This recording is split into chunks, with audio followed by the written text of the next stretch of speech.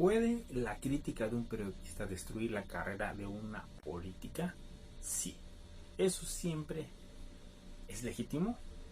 Bueno, esa es la gran pregunta que nos hacemos cuando leemos algún tipo de nota sobre alguna política. En una democracia, la libertad de prensa es sagrada, eso lo sabemos. Pero ¿qué pasa cuando esa libertad se usa para atacar no las ideas, sino el hecho de ser mujer? ¿Qué pasa cuando la crítica se convierte en descalificación sin una sola prueba? Bueno, pues esto lo vimos todos los días. Hola a todos, hoy vamos a hablar de dos líneas muy delgadas que se cruzan peligrosamente en los medios de comunicación en México. La que separa la crítica política de la violencia de género y la que divide al periodismo ético de la simple difamación. La libertad de expresión es un derecho poderoso, pero seamos honestos, no es un pase libre para insultar o degradar a otras personas. Denunciar la misoginia o la difamación no tiene que ver con la censura, se trata de responsabilidad. El hecho de que puedas decir algo no significa que debes decir algo dañino. Eso nos lo enseñan desde chiquitos a todos en nuestra casa. Imagina la libertad de expresión como una cena. No vas a invitar a alguien que solo te va a arruinar el ambiente con unos comentarios agradables o con mentiras. Por lo tanto, protejamos el derecho de hablar mientras nos negamos a tolerar el discurso que destruye a los demás, con mentiras y con difamación. Por respeto y responsabilidad, ahora es una conversación que vale la pena tener. Para entender el conflicto, bueno, primero definamos los dos pilares del periodismo. Por un lado, tenemos la libertad de expresión y la ética periodística. La libertad permite investigar y cuestionar, pero la ética exige una responsabilidad basada toda la crítica en hechos, en datos, en pruebas verificables. Sin pruebas, es decir, que sin pruebas no es periodismo, es solamente un ataque, son chismes. Por otro lado está la violencia política en razón de género.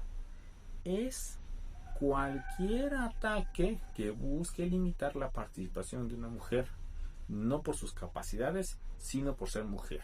Y una de sus formas más comunes es lanzar acusaciones sin pruebas, sabiendo que el perjuicio de género va a hacer que la calumnia se pegue más fácil, es decir, se corra más rápido el chisme.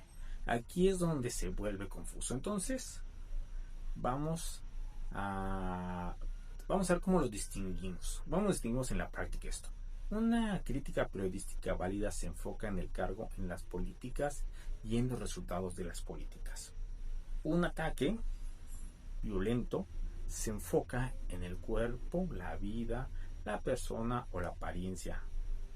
La crítica válida usa un lenguaje argumentativo, aunque sea duro, seamos claros y honestos. La violencia usa estereotipos, la llaman histérica, débil, mandona, corrupta, como ustedes quieran llamarla. Y lo más importante, la crítica válida se basa en pruebas sólidas. La violencia y el mal periodismo se basa en rumores, descalificaciones, eso sin ningún tipo de evidencia. Veamos, por ejemplo, un ejemplo muy claro para que nos quede claro este tema. Si publican, por ejemplo, un reportaje mostrando documentos veraces, ¿no?, que prueben que una gobernadora asignó contratos a empresas de sus amigos, eso es periodismo de investigación.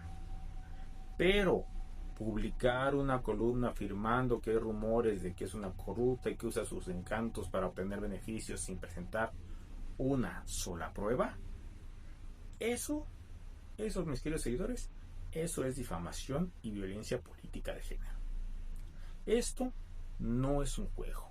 Las consecuencias son reales para las mujeres políticas y terribles. Genera un daño psicológico profundo, ya que a menudo las orilla a abandonar su carrera política, y para la democracia lanza un mensaje aterrador a otras mujeres que se dedican a la política o políticas, diciendo: este no es un lugar para ti, creando gobiernos menos representativos. Entonces, debemos tener cuidado con lo que compartimos.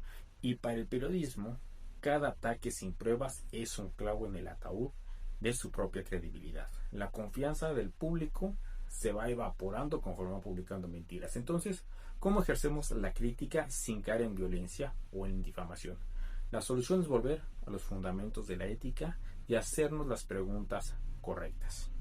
Antes de publicar o compartir una crítica, apliquemos un doble filtro. Y eso se los recomiendo. Primero, el filtro de la prueba. ¿Esta afirmación está respaldada por evidencia sólida o verificable? Si la respuesta es no, no es periodismo, solamente son chismes. Segundo, el filtro de género. Si tienes pruebas, pregúntate, ¿usaría este mismo lenguaje el periodista y este mismo enfoque si el político fuera un hombre? Si la respuesta es no, hay un sesgo que se debe corregir. Un periodismo responsable siempre se enfoca en el poder, no en la persona. Se basa en evidencias, no en prejuicios. La libertad de expresión no es un cheque en blanco para la misoginia ni para la difamación. Un periodismo valiente es el que publica la verdad con pruebas en la mano, no el que lanza ataques sin sustento y con puros chismes. Como audiencia tenemos una gran responsabilidad. Tenemos el poder de castigar con nuestra indiferencia a los medios que difaman y premiar con nuestra atención a los que investigan. Exijamos un periodismo a la altura de nuestra democracia.